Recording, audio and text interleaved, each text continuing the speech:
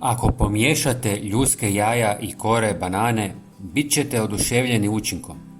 Mnogi ljudi bacaju ova dva sastojka, a nisu ni svjesni koliko su korisni.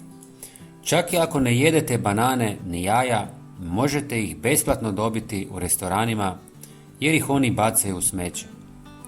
Prvo ćemo usitniti ljudske jaja u mlincu kako bismo dobili fini prah. Prije toga ih trebate oprati u vrućoj vodi i dobro osušiti na suncu. Prije nego iskoristimo ovaj prah, narezat ćemo kore banane na manje komadiće. Možete ih i usitniti u blenderu. Prijatelji, napišite mi u komentarima odakle ste. Ja sam iz Hrvatske i volim upoznavati ljude iz cijeloga svijeta. Hvala vam. Sada će nam trebati pola litre vruće vode u koju ćemo staviti ljudske jaja.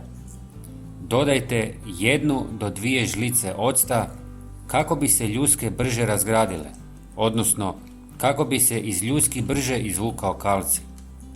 Zatim dodajte i kore banane, sve dobro promiješajte i ostavite da odstoji par dana.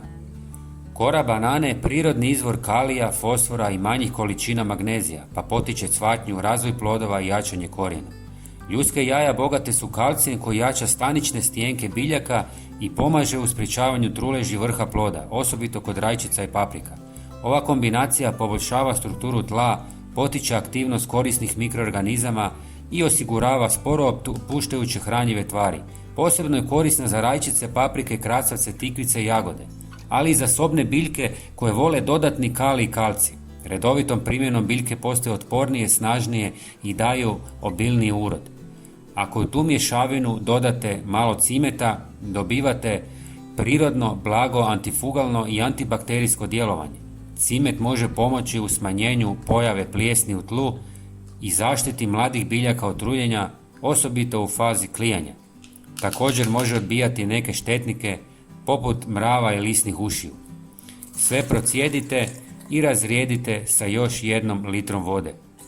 Zalijevajte biljke jednom do maksimalno 2 puta mjesečno. Hvala vam i pozdrav!